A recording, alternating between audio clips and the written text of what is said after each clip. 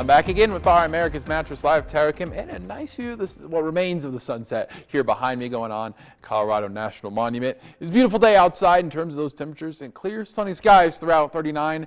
Not a lot to talk about, right?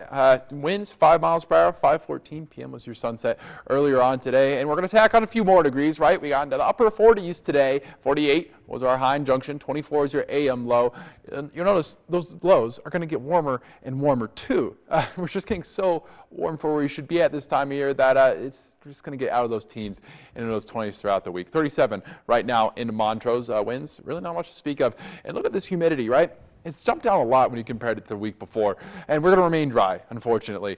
Those highs that you've seen in these upper 40s and low 50s are sticking around as we go throughout the middle of the week. I mean, I don't think you're going to see too much different than 45 in Montrose, 48 in Paonia, 50 in Delta. Again, tacking a degree or two on, but really, even at the upper levels, you haven't seen too much moisture near the valleys, right? Sure, a little bit of clouds kicked up over towards the Divide and down towards our south near the San Juans, but it's only going to get drier and drier. Yes, I know. We're not at the worst yet. This is our drought monitor right now. You'll notice up towards Eagle and Pitkin, still in that exceptional drought zone. But here on the western slope, it's improved dramatically. We're still in that dry to moderate area right here, kind of this tan, this yellow zone.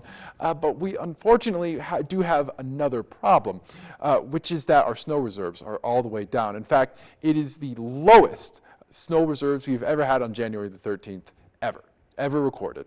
We're going to talk more about that in the 10 and kind of what that means.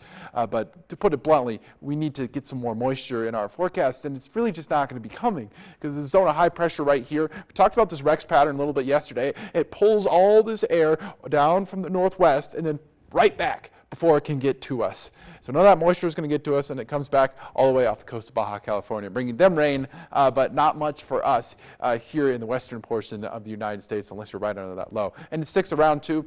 You notice these two are just going to constantly clash against each other.